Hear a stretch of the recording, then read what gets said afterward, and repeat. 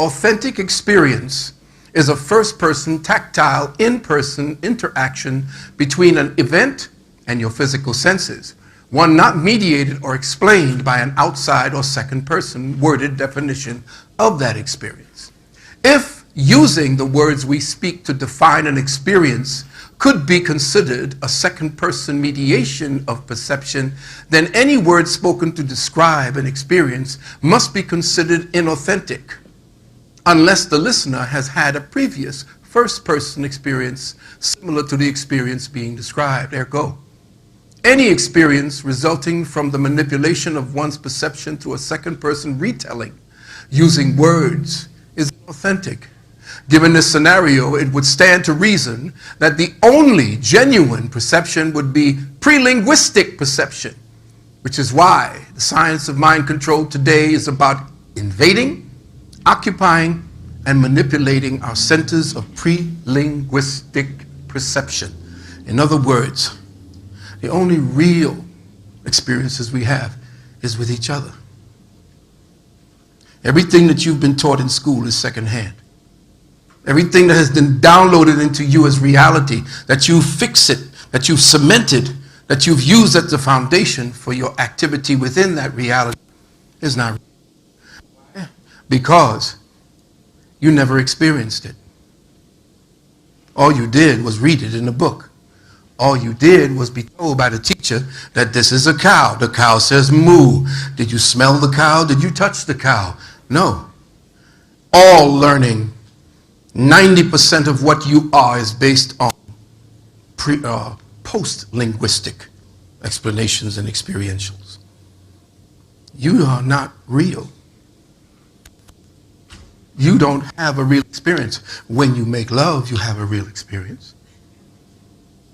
When you eat, you have a real experience. When a woman has a baby, she has a real experience.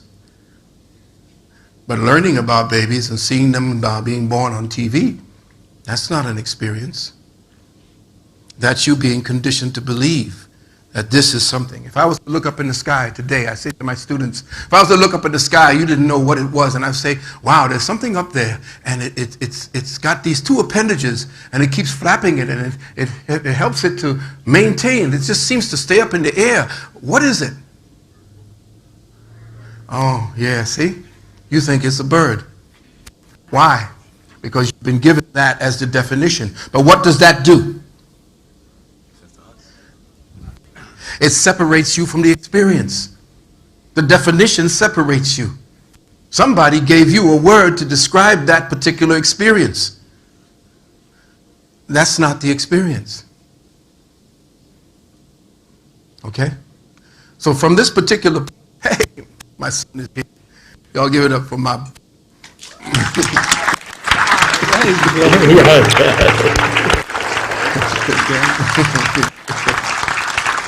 Boy, doing the Netflix flick. Be looking out for him. He's going to be in a movie out there soon. Anyway, I love blowing up my son. Anyway, from this point forward, we're going to read who the weavers and manipulators of your reality has been. We're going to read who it is that set the structures for what you believe to be real. And then we're going to take a look at pictures at what you think is real. Okay, now I got to get used to this. Oh, here we are. Okay, so what is reality? Okay, let's look at it this way. In terms of reality and its expression through the principal laws of matter, we can only say, forgive me, I'm going to have to come up here with you guys because my neck is hurt. We can only say that we know of matter through its expressed behaviorisms in relationship to form, and our brain's perceptual molding focus on those things we perceive to be real. Matter, in reality, is psychoreactive and psychoreflective. In other words, metaphysically, mind and matter are one.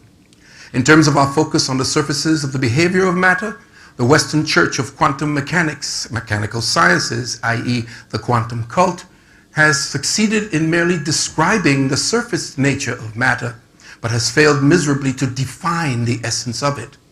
Even at the very nanoparticulate levels of their examinations and scrutiny through electron microscopes, the priesthood of the quantum cult are thwarted at the thresholds of their why, with a seemingly impenetrable veil. Oh, isn't that something? Take them in the back. And can only describe what they see as chaos.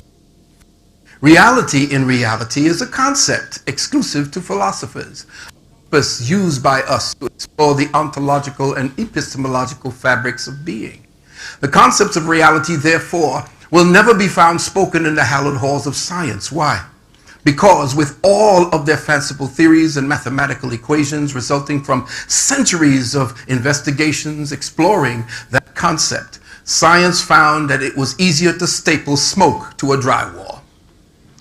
In the book titled Process and Reality by Alfred North Whitehead, the author ridicules the egotism of Western science by elaborating on what he calls the fallacy of misplaced concreteness.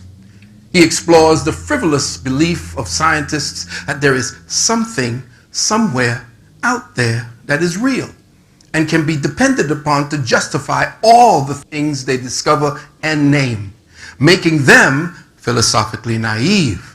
Like with their law of gravity, their Big Bang theory, which I thought was some kind of cosmic orgy when I first heard it, and relativity. But the deeper they dig into the atomic infrastructures of material existence, the more paradoxical the interwoven fabrics of matter become, and thus the more uncertain their concrete perceptions of reality become. Quantum physics or quantum electrodynamics, for all you who are studying physics, know that they are not telling you the truth. You will graduate with a religious concept of reality because the Church of Quantum Physics is just that. It's a religion. So, they and their tenets represent the Church of Definitive Realities, and their high priests like Krauss, Einstein, Hawking, Hubble, and even Tyson have been ordained by their Jesuit masters to spread their gospel of quantum truth to the world, all to establish their paradigm of concreteness in the minds of humankind. Thus, the aesthetics of orthodox materialistic scientific logic is a laughable myth because it requires two types of logistics operating simultaneously to process a rational conclusion. Hit your physics professor with this one if you're in school. You have ordinary logic, family. There's the logic that we as the unscientific laity, the unwashed masses, intuitively grasp and gravitate towards. It assumes concrete logic in a linear time stream. Then we have the logic of quantum science. That is the logic used by the quantum church to solve problems it sets for itself. They set up the problems and tell you, well, we are exploring the universe. We're finding all these conundrums that we're going to work out for you. Think about it. An extremely convoluted, problematical, exotic form of logic based on something they call Boolean algebra.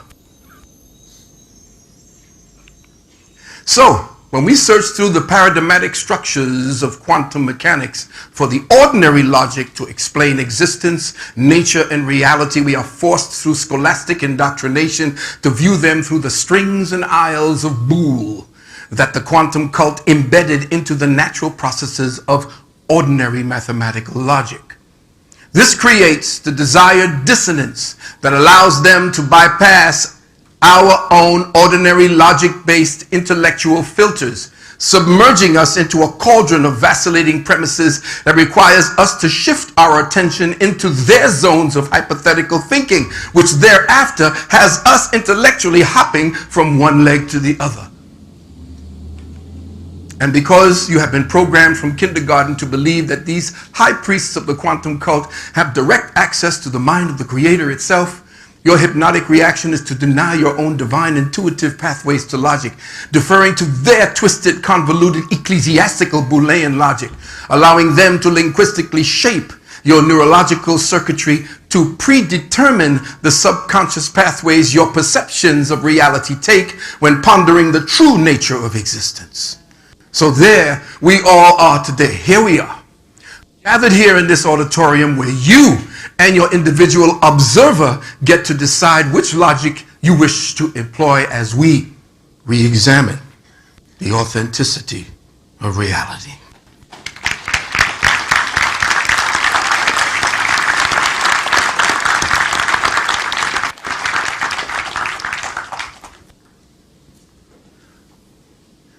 In my school, I teach my students that the thought processes in their heads are not real. Thought is a mechanical thing that your brain catalogs for you. It's an activity of the brain only. When you're thinking a thought, what do you think is actually looking at the pictures of that thought? A thought? Think about it. And I really ask that question very seriously of my students, because when you are thinking and you are in your mind looking at the thoughts that are in your head, it is not the thought that's looking at the thinking. It is the observer, the neutral observer that looks at all that you have cataloged as your experiences, all of the different qualifications of that experience, all of what you added emotionally. All of those things become a cauldron of a recipe that you recall when the right time comes. You know what happens when you had that good sex. I mean, the kind that just leaves you drained. You know, you're hanging off the bed and saying, yeah, that's it, I'm done. Now you take that imprint and you carry that with you. And every now and then something would kick in and there's a picture of that. What comes with that is the emotions, and everything that you put into that stew is recalled back and your body reacts. It's like, wait a minute, I'm not having sex, but something's happening. Well, see, that's what it is. Thought is a mechanical thing, okay? It can be viewed, but if you do not know that your observer is apart from that, then you become a slave thinking and the senses that shaped your thoughts and your thinking. Okay? So when we speak about the observer, I'm going to speak to the part that quiets thinking, because until you quiet thought, you will never enter the realm of intelligence. Thought will constantly be the bickering, chattering, clicking, clanging. If you've ever been in the forest and heard crickets, but you don't know where they are, that's how your thoughts act. The subconscious, the conscious, the unconscious, these crickets chirping. And some people need to feed on thoughts. If I don't have no thoughts, what am I going to do? Oh, turn on Facebook. I'm going to see if I can get some thoughts going. You are afraid, deathly afraid of the silence that comes, because you fall into this void that is you. From the time you were a child, you've been taught to busy your mind with reflection and the digestion of thought. Constantly looking for something to think about. But have you ever been taught not to think? No. They give you too many problems to allow for that. They make sure you don't have that time. So, let's ask, what is truth? Can somebody tell me what truth is?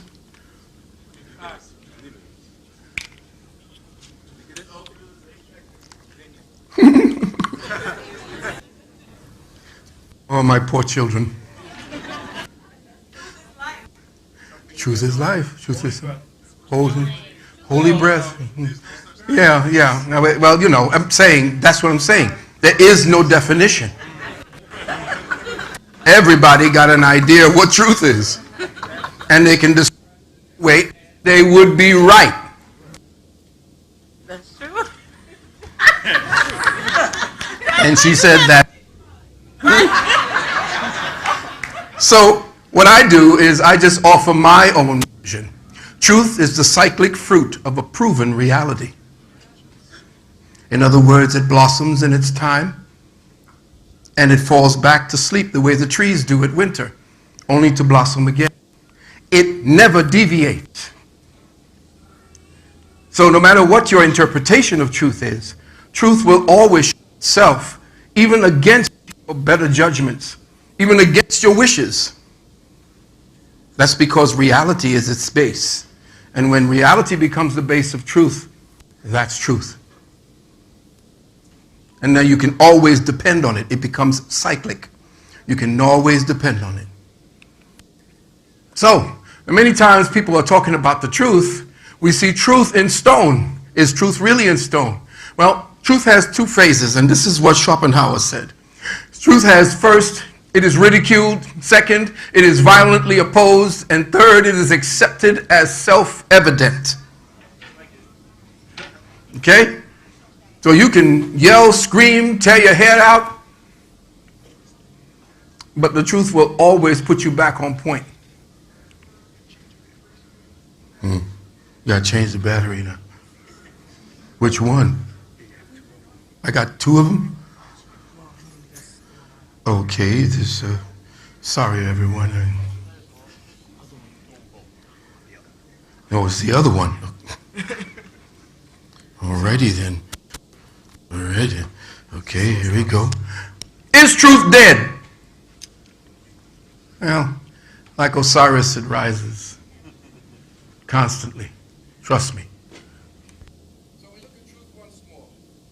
And I say that condemnation before investigation is proof of indoctrination. Can I get an amen from the church?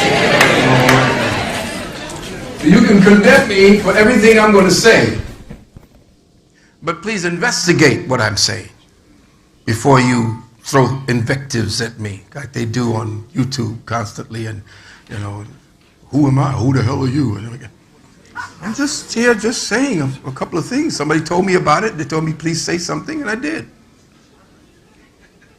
So, here's something to think about. It's easier for the world to accept a simple lie than a complex truth. Belief in a lie told often enough becomes your truth.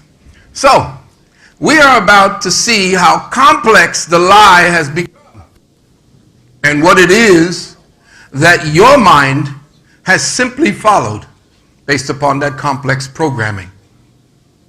Do you wish to believe or do you wish to know? Okay. Now this dude here, Math Powerland, don't believe that, we had the Flat Earth Society, but this is the dude that exposed NASA, the first one. They call him a clown. He's an opportunist and everything. He acts like an idiot. He's a comedian, but he used to draw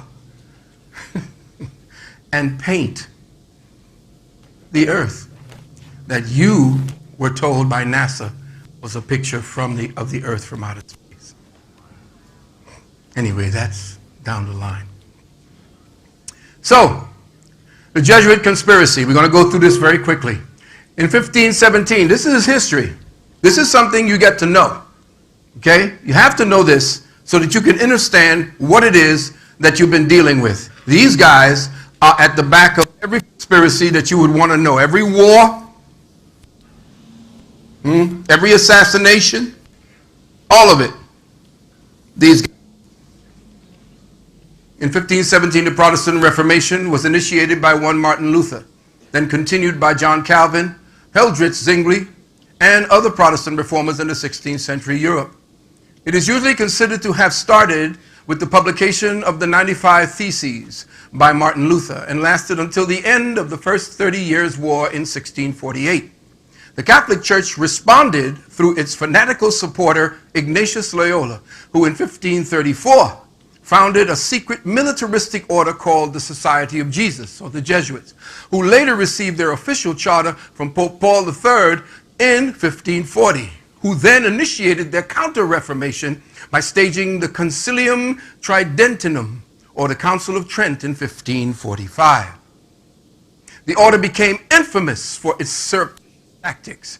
As a former soldier, Loyola incorporated the military strategies of the art of war by Sun Tzu into the game plans, maneuvers, and logistics of the Jesuits, which allowed them to successfully infiltrate governments and the high courts of royalty around the world to become their official astronomers, like in China with Jesuit Matteo Ricci and his successor Johann Adam Charles von Bell and Ferdinand Verbiest. The reformational churches of the Protestants, and most importantly, they infiltrated, guided, and financed the scientific research institutions of higher learning throughout Europe and eventually the world, and the scientific organizations that disseminated their teachings to the general public in the directions that fit their ultimate agenda.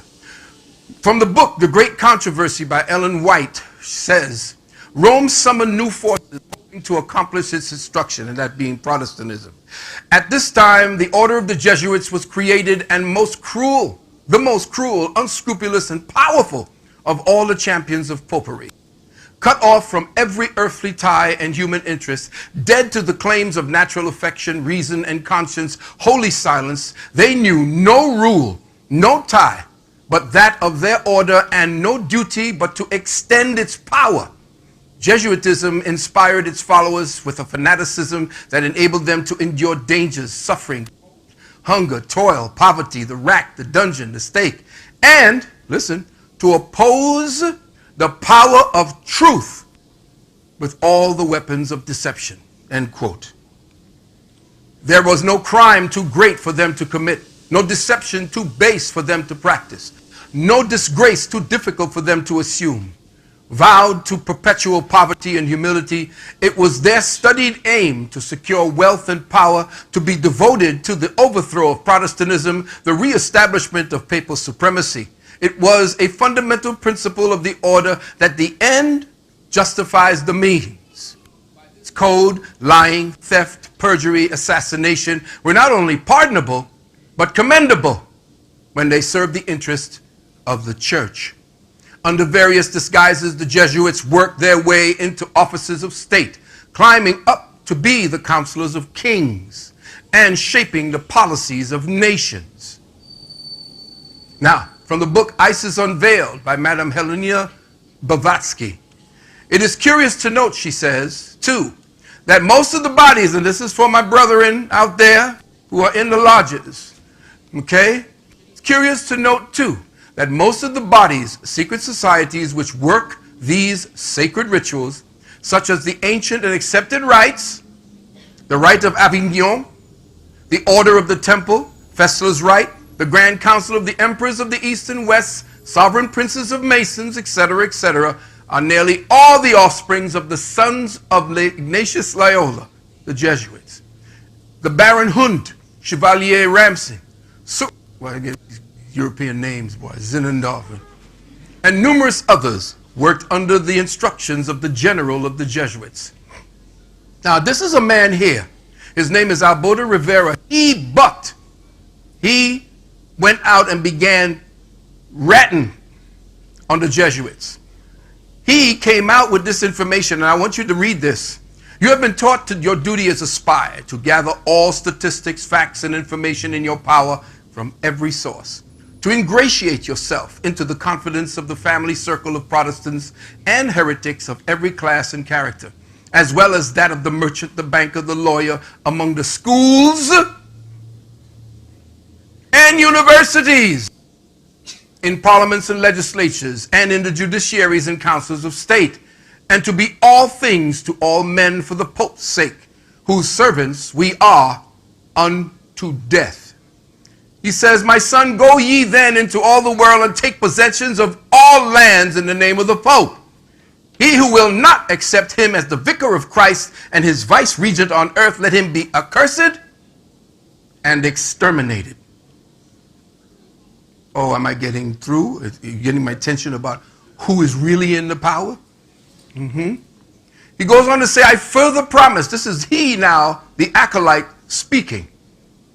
I further promise and declare that I will, when opportunity presents, make and wage relentless war, secretly or openly, against all heretics, Protestants, and liberals, as I am directed to do, to extirpate and exterminate them from the face of the whole earth, and that I will spare neither age, sex, or condition, and that I will hang, waste, boil, flail, strangle, and bury alive these infamous heretics, rip up the stomachs and wombs of their women, and crush their infants' heads against the wall, in order to annihilate forever their execrable race. That when the same cannot be done openly, I will secretly use the poisoned cup, the strangulating cord, the steel and the poignard of the leaden bullet, regardless of the rank, honor, dignity, or authority of the person or persons, however or whatever may be their condition in life,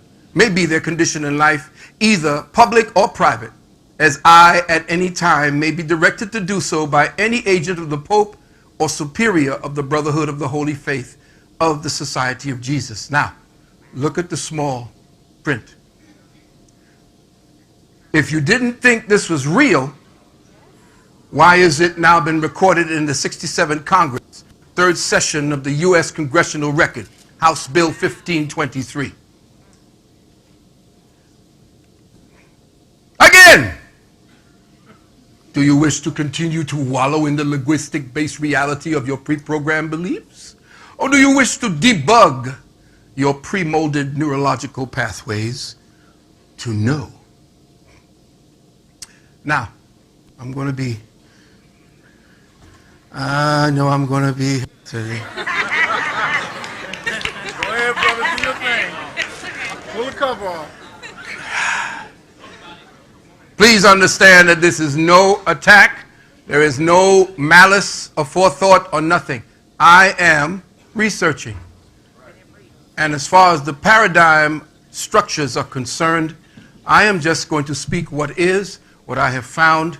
If you refute it, please do so.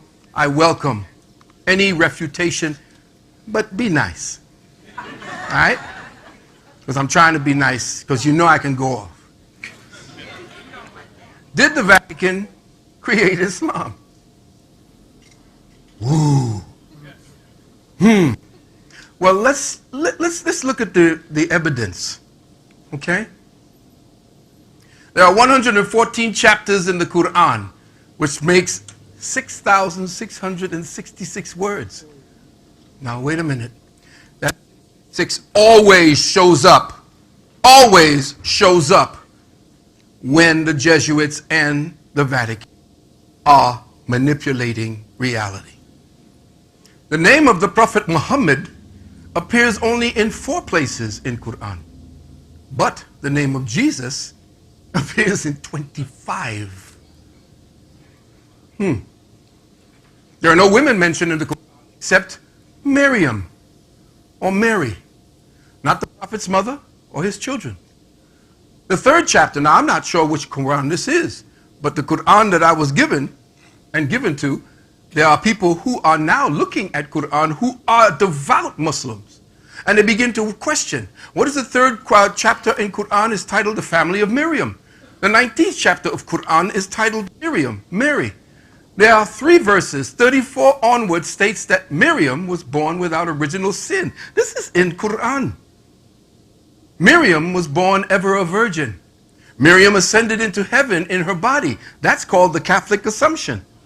Who's the Catholics in here? Ex-Catholics. I'm a recovering Christian too. Yeah. I'm 50 years sober, I think. Thank you.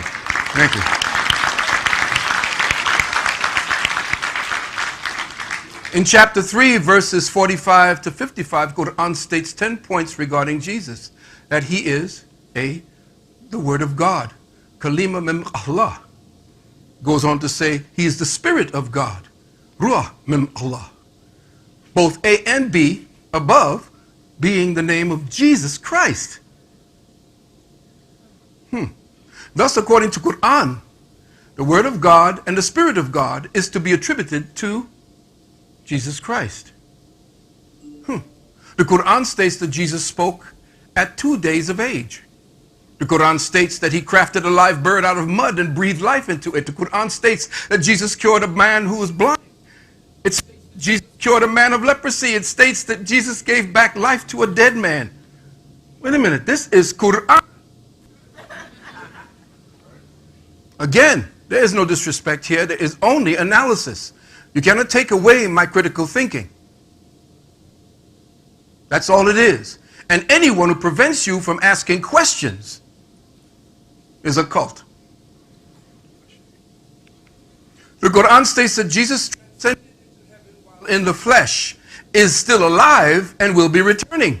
The Quran states that Prophet Muhammad is not alive and will not be coming back.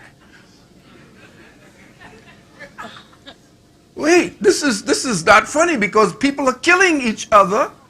Murder, more blood runs in this place we call our home over religious concepts. That Prophet Muhammad was not the word of God. This is what the logic comes. Not the Spirit of God. Never spoke at 2 years of age, which, by the way, is the Gospel of Thomas, which was essentially a gospel that was extricated from the Bible. It's in the Nag Hammadi library. The Gospel of Thomas speaks of the infancy of the Jesus Christ. So, he never took a bird and made took mud and breathed life into it, making a bird. He never gave sight to the blind, and he never raised the dead. That God created everything through the Word. The Word is creator and creation. Quran states that Jesus is the Word. If the Word of God is creator, then ipso facto, Jesus is creator. Now, I begin to wonder why it is that the Honorable Louis Farrakhan speaks more about Jesus Christ. He says the real Jesus Christ. Of course, we know he's melanated, but he never existed. Melanated or not. We have great teachers like Apollonius of Tyana. Islam, that, thank you, Jesus the Christ becomes the predominant, go-to example of what we want to aspire to. I'm just curious about that. Please answer me, but answer me with tact, because I could be just as vicious with my words. I am a wordsmith. Trust me.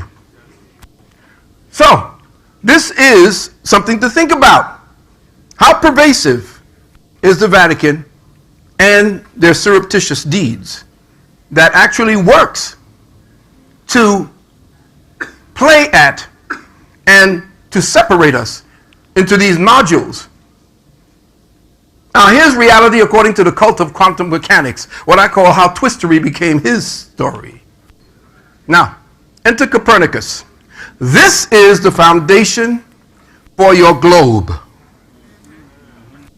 This is where your round ball started. It actually jumped off before this, and you'll find out. Now, here's the timeline. Protestant Reformation is initiated in 1513 by John Calvin. The Roman Church was losing its tyrannical power over the minds of the European people.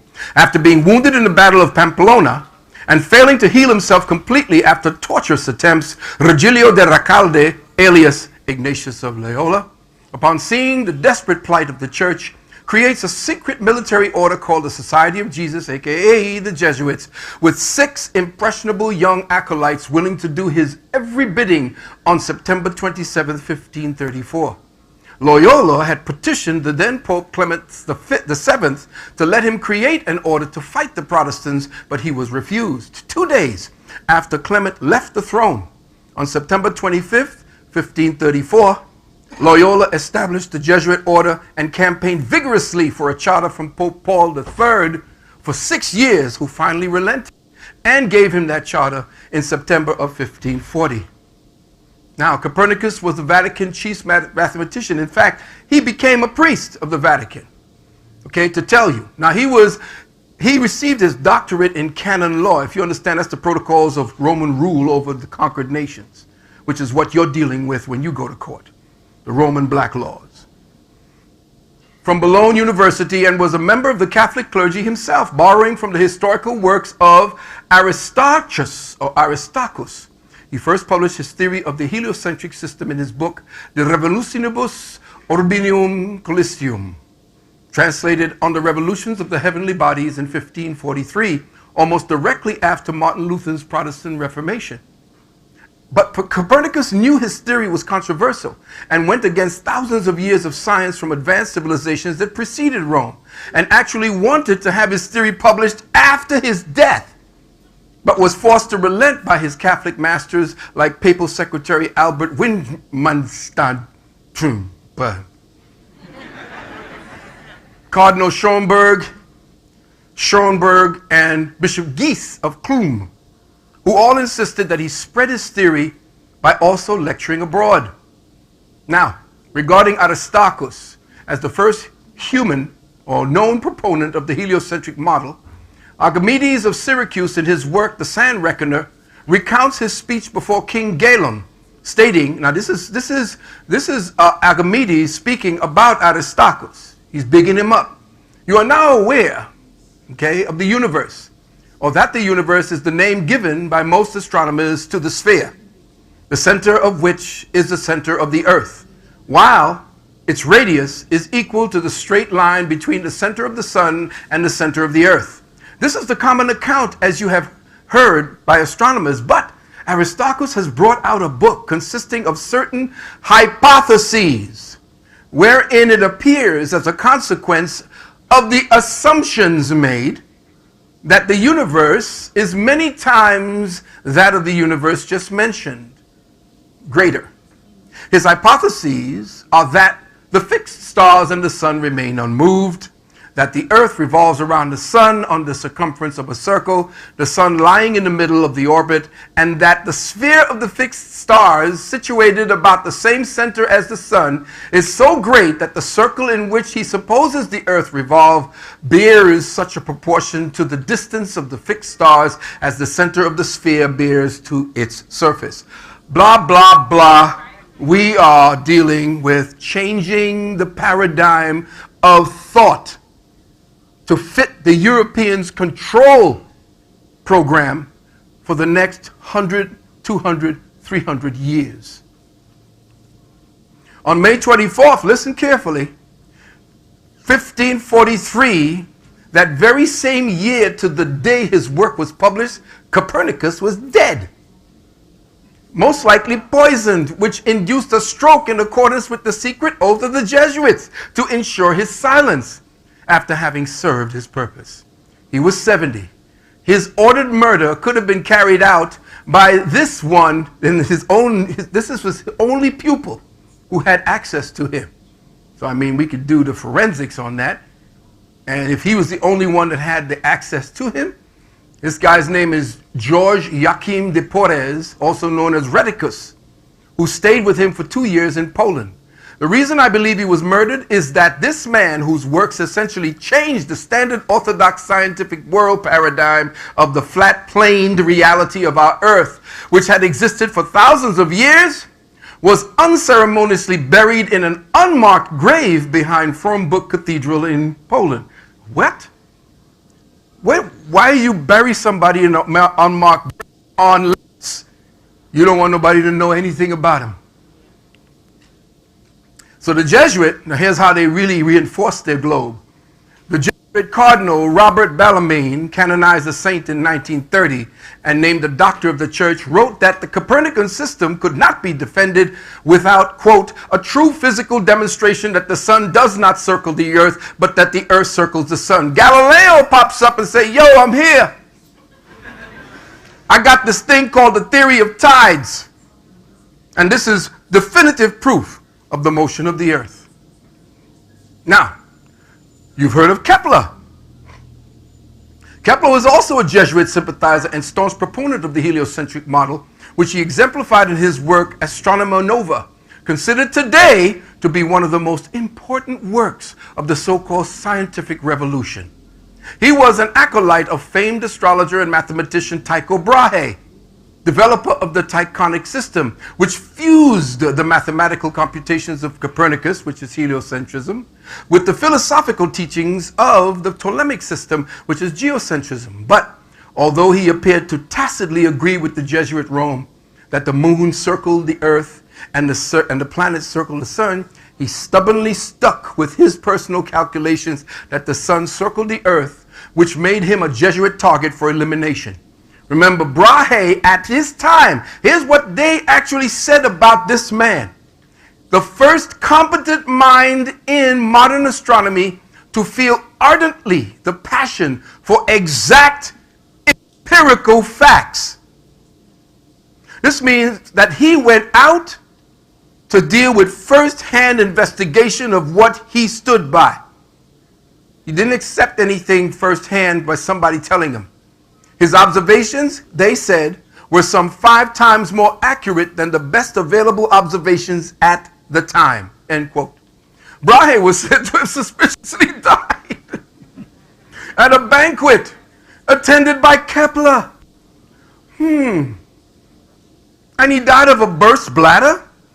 I mean, he was holding his pee? Yeah, okay. As soon as he died, 8 years later, in 1609, Kepler jacked Tycho's astronomical data to develop his own 3 laws of planetary motion, conveniently omitting Brahe's personal calculations of the rotation of the sun above the earth. Here are some of the things that you see in the old books. They were following essentially what your ancestors were dealing with. Now look at this map made in 1587 showing no ice covering the Antarctic. David Rumsey carefully pieced together one of the world's largest maps, a map created by Urbano Monte, amounting to over 60 pages when he put this map together. When they were placed together, the map stretched over 10 feet in diameter. Again, the map shows vast tracts of land not shown on modern-day maps. Okay, isn't that interesting?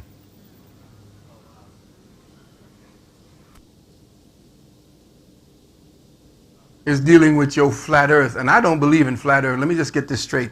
Just because I'm saying those words, it's because it's familiar. I don't believe in no damn flat earth. Let's just get that straight. That's Christian. They believe that we are on a flat earth.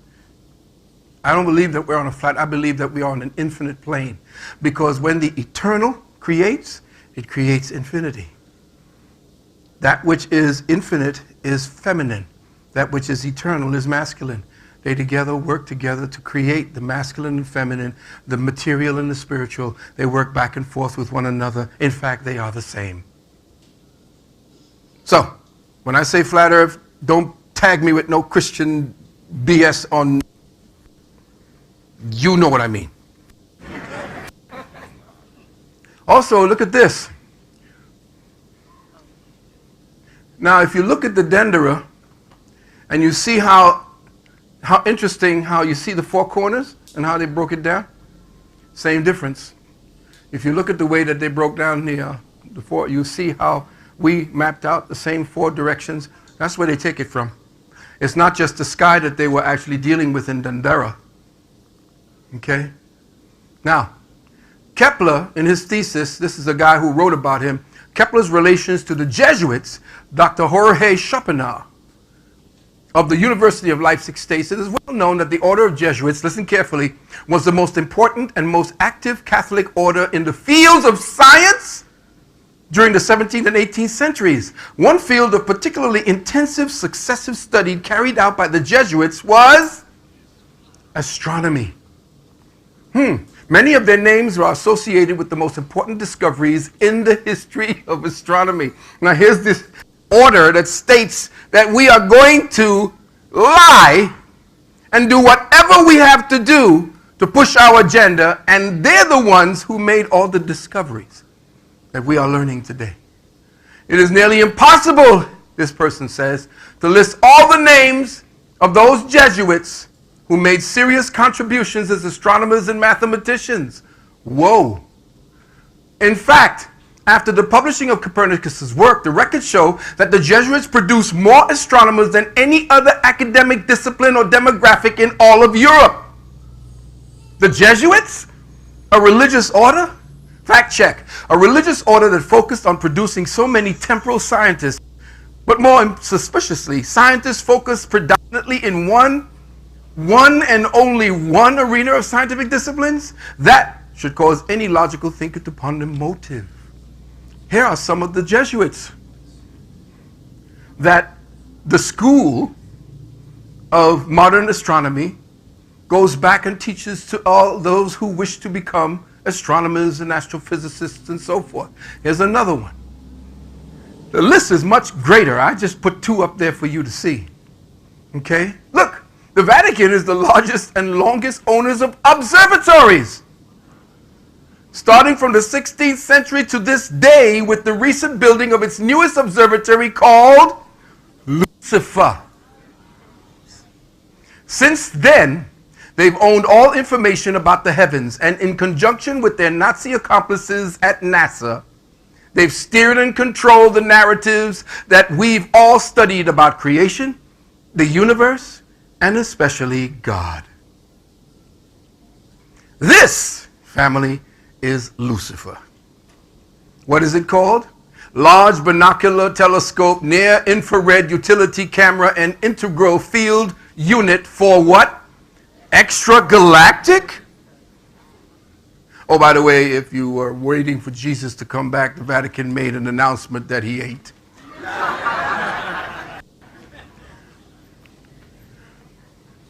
Brothers and sisters, family, the Vatican, the Royal Society of London, and the Nazi-run NASA have controlled all information about the heavens and our place in the universe up to this day. The Roman Church has had possession of the majority of all the stolen knowledge of the ancients and have had their scribes tediously transcribe them by hand into books based on their twisted perceptions of reality since then.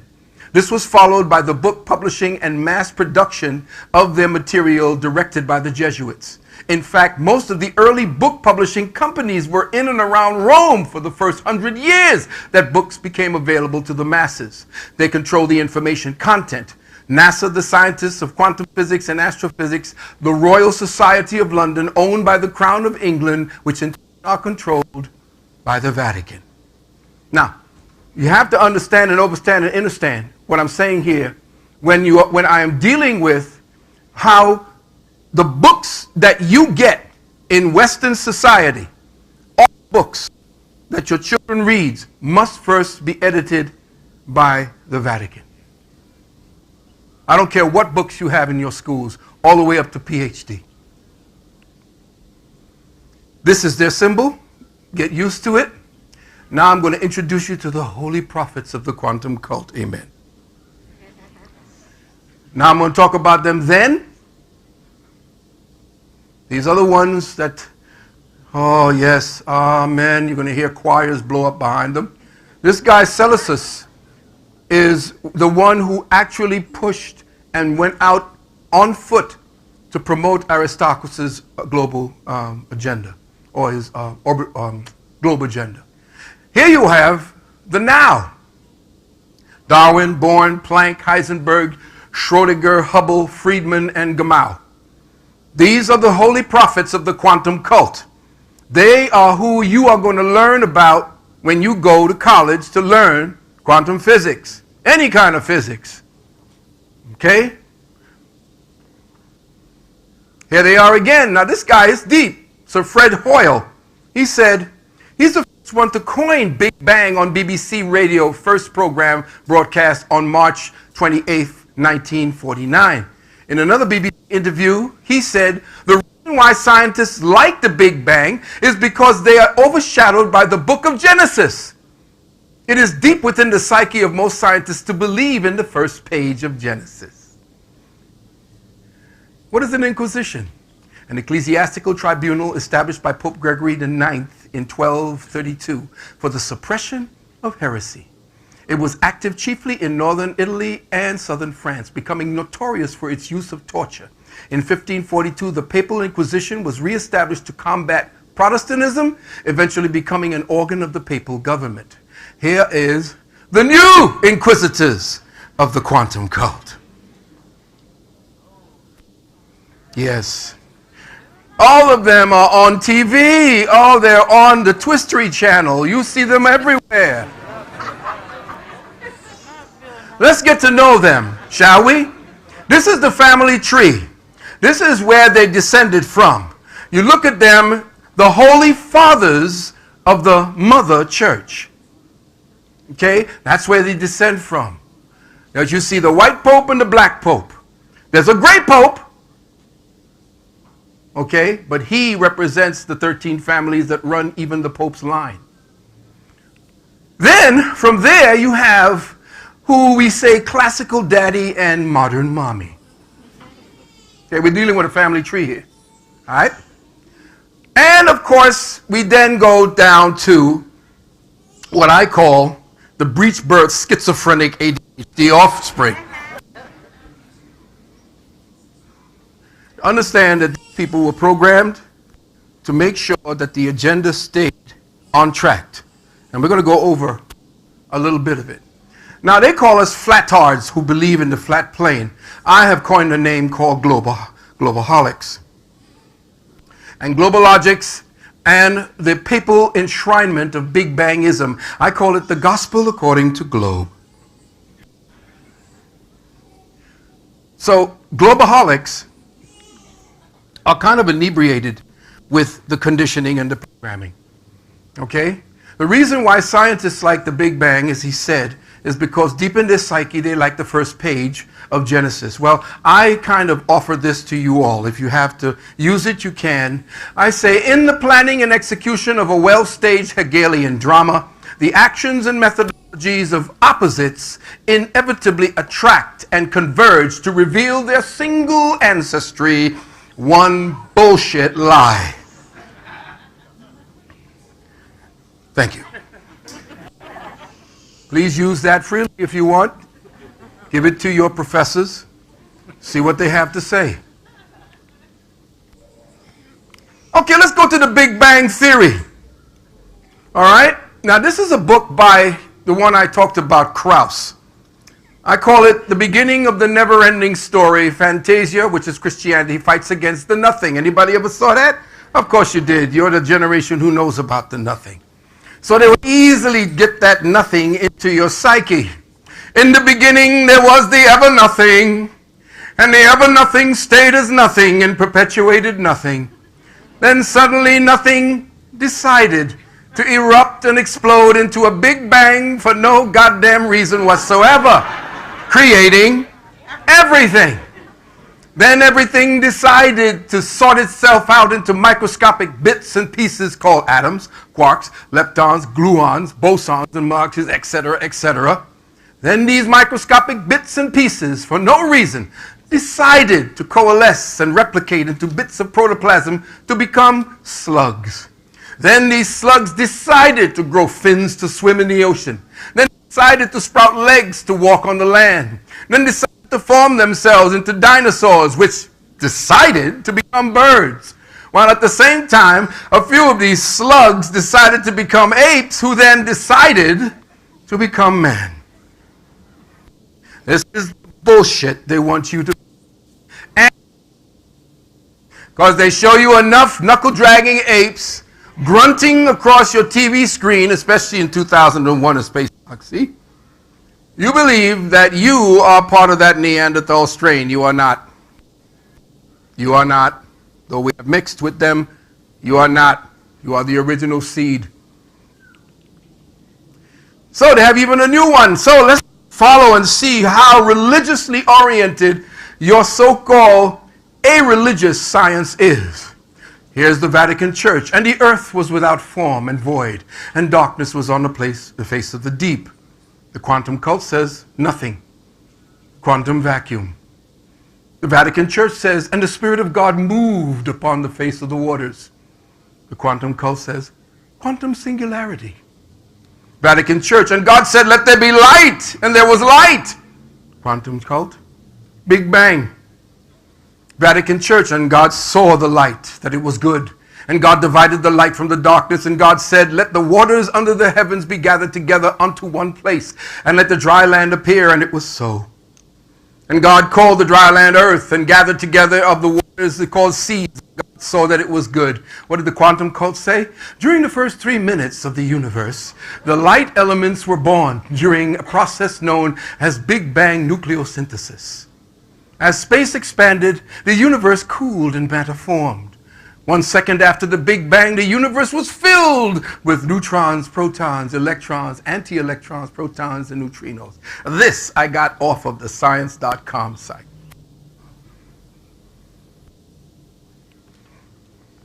Listen carefully for all you believers. Father Andrew Pinsett says, being both a priest and a former particle scientist or physicist at CERN, and you all remember what I said about CERN, I am often asked to give talks on faith and science. Quite often, young people ask me the following question: how can you be a priest and believe in the Big Bang? To which I'm delighted to respond, we invented it!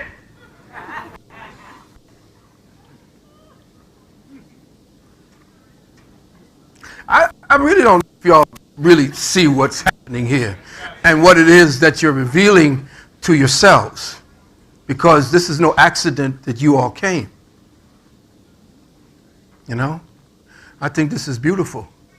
You all can go out and then, prove me wrong. I want you to. Show me something that I may have missed. I really do, because I've been into researching for a very long time. It's tedious. My ass hurts from sitting down and reading books and looking for what it is that don't apply, can apply, or can apply. But find out whether or not what I'm saying is not true. The trick to understand how to get and to reveal reality is to see what it is not. Not what it is, see what it is not. And whatever it is not will prove what it is. Or more precisely, priest Jorge or George Lemaitre invented a theory that is now called the Big Bang, and everybody should know him. Well, okay, if everybody should know him, I see him there with a very familiar face. He was a Catholic priest and astronomer, a professor of physics at Catholic University, educated in a Jesuit secondary school. Oh, really? Okay, here we go. He proposed on theoretical grounds that the universe is expanding. Listen, this is the operative word. But what is the first 4 letters of a theory theoretical? God.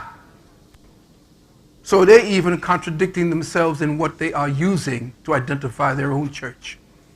Confirmed here by Hubble, another Jesuit.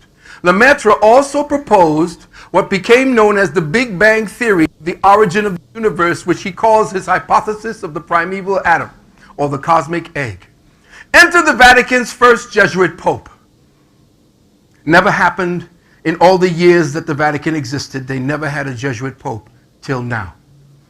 This man, Pope Francis, who was the provincial superior of the Society of Jesus and a cardinal at the time, was quietly the chief orchestrator of what became known as the Dirty War in Argentina. This campaign of state terror was a CIA-backed black op codenamed Operation Condor, and saw the torture, murder, and disappearance of over 35,000 citizens, including Argentina's orphans kidnapped for sex trafficking and child sacrificing. That's him. That's your Pope. So what does he do? Because he's the Jesuit, he ratifies the so-called Big Bang Theory and says it does not conflict with religious thinking. Oh, really? Interesting. Okay, so here are the media missionaries of the quantum cult, preaching and spreading the gospel of the globe. Theoretical physicists, keyword theoretical, are nothing more than embellishers of the false narrative propagated by the Vatican parasitic elite. Catechists preaching the gospel of the quantum faith. They are the missionaries, the crusaders, sent by the Quantum Inquisitorium to intimidate opponents while popularizing the occult tenets of their quantum cult. The tenets of the quantum cult of theoretical physics amount to nothing more than an elaborately cryptic Boolean catechism exclusive to those initiated into their quantum cult, much like their godmother, the Roman Catholic Church, did when they sought to hide the ancient scientific origins and meanings of their biblical text in the enigmatic scripts of a dead Latin language. This man says something interesting. Science is a socially embedded activity. It progresses by hunch, vision, and intuition. Much of its change through time does not record a closer approach to the truth, to the absolute truth, but the alteration of cultural context that influence it so strongly. Theories, moreover, are not inexorable deductions or inductions from facts. The most creative theories are often imaginative visions imposed upon facts. And the source of imagination is also strongly cultural. He also said something very interesting. I am somehow less interested in the weight and convolutions of Einstein's brain, which was a big thing back then, than in the near certainty that people of equal talent have lived and died in cotton fields and sweatshops. Come on. Now let's talk about this lizard. When titling his book, where the double entendre of nothing hid the second meaning, Lawrence Krauss used the subtlety of equivocation, that is, ambiguous language to conceal the truth or avoid admitting that his quantum cult and its premises are a form of religion. There's his premise.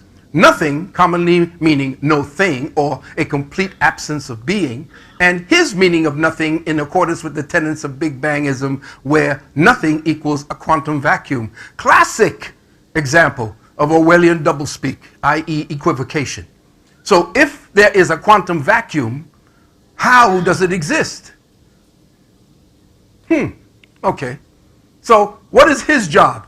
His Jesuit mission, this man, is to promote atheism in the guise of science, where science becomes the idol to worship, subtly representing their religion's God, and the quantum physicists its priests, prophets, and missionaries. So he's now atheists who say, yeah, there wasn't nothing, just a bunch of quarks and things moving around, no intelligence, had nothing to do. This is his mission. This man's mission is to be the buffoon. He is to get to the children's minds. Okay? Now, it's interesting because this brother here, Baron Vaughn, you may all know him. He's got something called Deep Shit. He provides the voice of Moon in the Disney XD series, Right Now Kapow, whatever that is. I don't know. He says, I'm a big fan of Neil deGrasse Tyson. He's the voice of science and scientific thinking in the United States and the world. He's the most visible proponent of scientific thinking, and he's very unflinching about it. He knows that it's correct and vouches for it in every intelligent and firm way, which I really appreciate. More words from people put on a pedestal to delude the rest of society. This man just needs to be talked to so he could understand just what agenda this man is publishing. Look at them. They put him in cartoons next to Superman. Oh, don't worry about it, Superman. We're here for you. And who is he actually? Who are you targeting? Are you targeting, people, senior citizens? Who are you targeting when you start talking about Superman and all the rest of these? So, here's the Big Bang Theory. They're pushing it everywhere. This is the age of the geek, and the Big Bang Theory's popularity is a reflection of a massive cultural shift. Cult? Where we're celebrating the brawny, the intellectual, and the different, instead of making them an outcast, said Catherine Brodsky, a stringer for Variety. Big Bang Theory lets audience identify with and be part of that geek world. The jock and high school beauty queen are dead. In other words, that which is masculinity and that which is femininity is dead. There's your agenda. And there he is. He shows up everywhere where the millennials are and where young children are. Or even, no, oh man, I'm the coolest. This is the sexiest astrophysics alive. Oh yeah. I'm giving you that Fonzie bullshit. There he is. He's all over the damn place. Why? He's the master of the universe. Neil deGrasse Tyson. Here he is on Cosmopolitan. What is he doing on Cosmopolitan? That's a chick magazine, about how to, give better head and crazy shit. And you can look at it because remember his tie is a phallic symbol, so he's kind of offering that to you. His legs are open. Look, check out. What's he selling to you ladies? Come on now. Hey, boo. My daughter, Shamika, is here. You all go ahead and give her some. And her mother, my former wife, Charlene.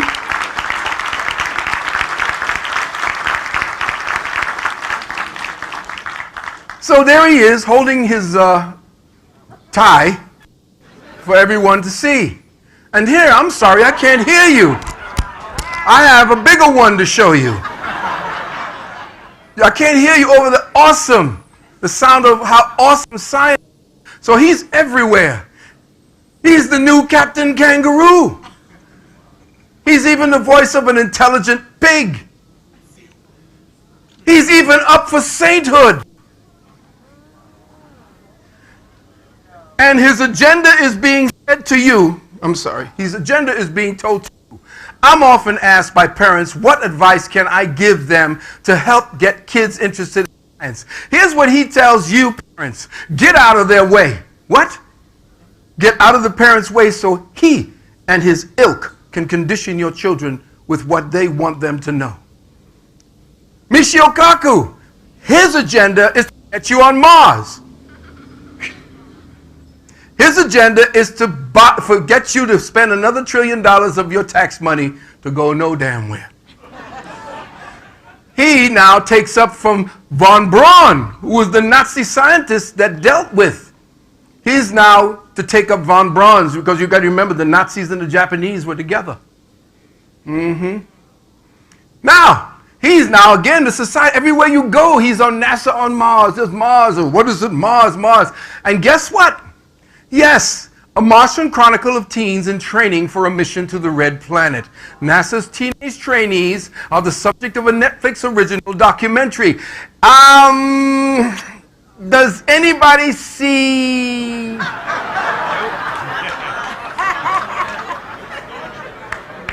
None of your monkey asses is going to Mars.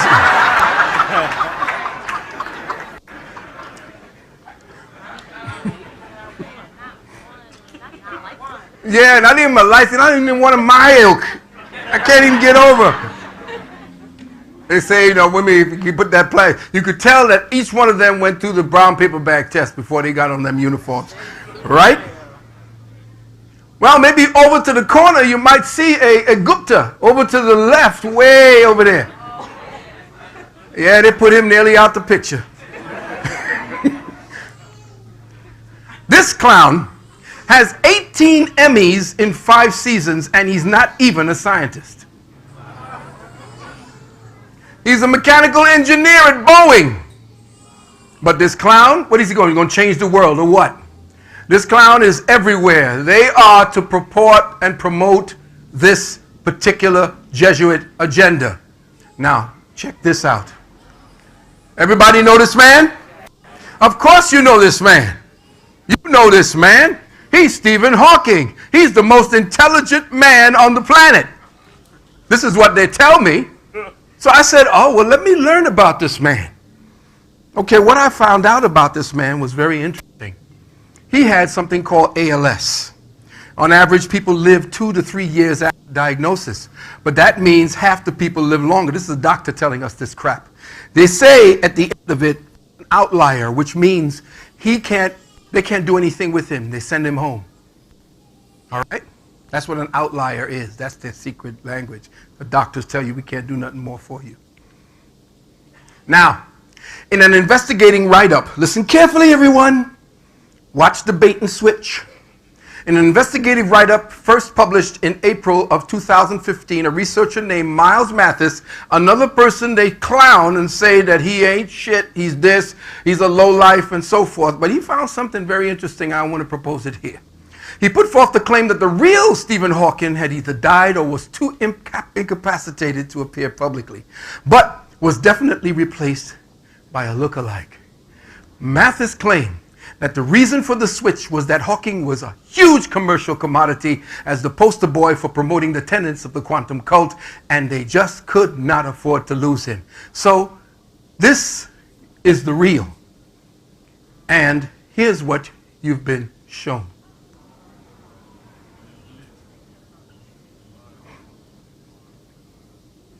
Now, we're going to prove to you how this switch happened. Now, upon a preliminary review, his stated evidence could appear to stand up. Again, the real Stephen Hawking was diagnosed with amyotrophic lateral sclerosis. You only have 4 years to live, but 60 years later? up until his publicly announced death, Hawking was alive and doing well, making public appearances on TV, doing documentaries on TV, voiceovers for cartoons, hosting his own science TV show with ALS. Well, let's just look at it. Proof number 1, discernibly different bottom row teeth. Check. Check. Or else you don't see it? All right, well, if you don't see it, let me just do that.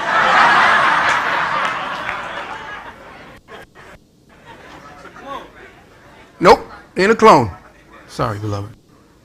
You have to understand that they found this dude who was a lookalike, who had the same disease but younger. Okay? Let's go again. Proof number 2. The real Stephen Hawking had dark graying hair while the fake was a dirty blonde. Real Stephen Hawking's jaw was long and thin, while the fake Hawking's face was fuller with a shortened jaw. Lastly, on the real Hawking, the helix or outer fold of the ear ends with a knot above the lobule. Fake Hawkins is smooth and uninterrupted all the way down to the lobule, while the antihelix of the real Hawkins extends to overlap his helix. Fake Hawkins does not. See, I went to some very painstaking investigative, which is what I expect you to do, so that you have an intelligent conversation with somebody who is ignorant enough to stand by this nonsense. You're going to have to be the missionaries of truth, if that's a word. Proof 3.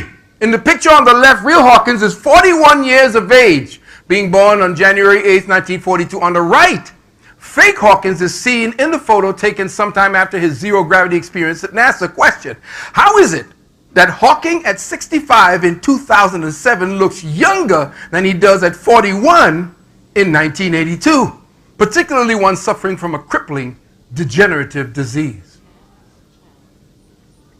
Proof number 4. The real Hawking's head and jaws are always narrower, the back of the head having a large protrusion, his jaw extended, his bottom teeth nearly all filed away.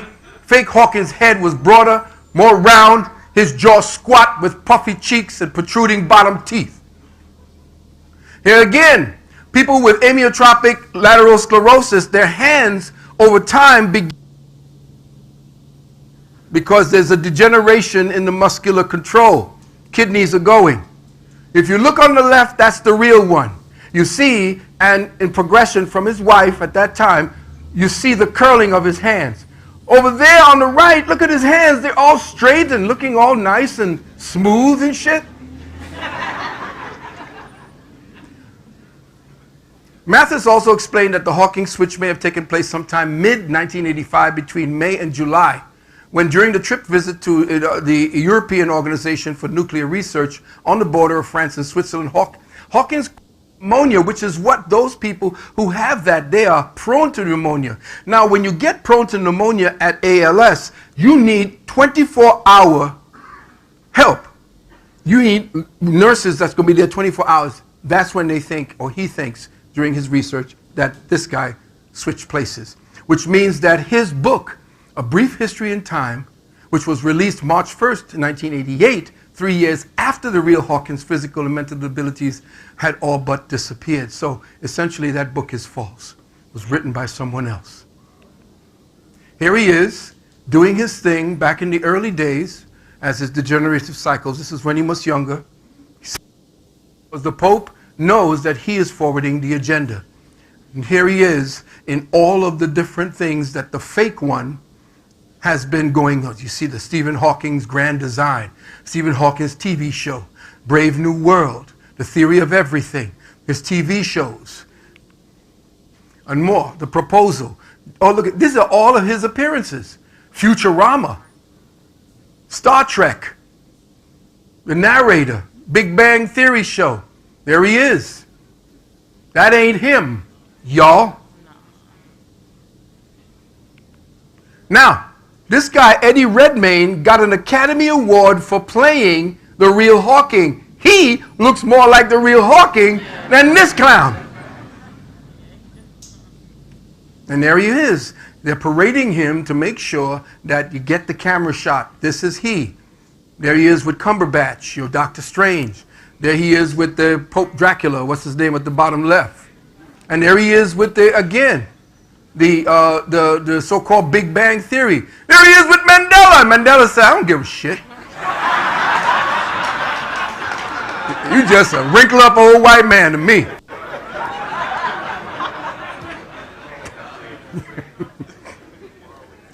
And there he is with the devil himself at the bottom right, the Jesuit Pope. Up there he's with the owner of the Patriots, who gave him a t-shirt that said pie on it.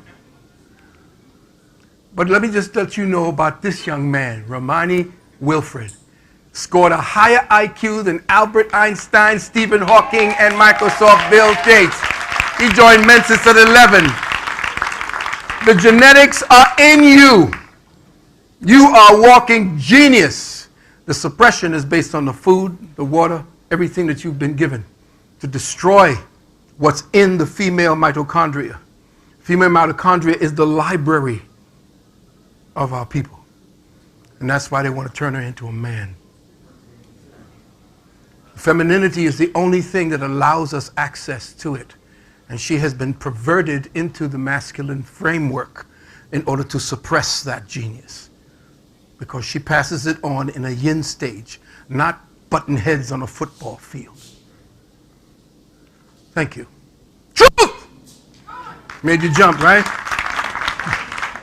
Again, it's easier for the world to accept a simple lie than a complex truth. A lie told often enough. Condemnation before investigation is proof of indoctrination. Ladies and gentlemen, the plain truth of our flat reality. Listen carefully. This is what the Holy Office said, Pope Pius VII. The most excellent cardinals have agreed and decreed that there must be no denial by the present or future masters of the secret apostolic palace of permission to print and to publish works which treat of the mobility of the earth and of the immobility of the sun, according to the common opinion of modern astronomers, as long as there are no other contrary indications on the basis of the decrees of the Sacred Congregation of the Index of 1757 and of the Supreme Holy Office of 1820, and that those who would show themselves to be reluctant and would disobey should be forced under punishments at the choice of this sacred congregation with derogation and their claimed privileges where necessary. So the Pope said, if you don't believe in it, we're going to hurt you. Okay? This is a decree. It had nothing to do with a scientific discovery or a realization based on scientific fact. It's a decree. So this is what you've been seeing.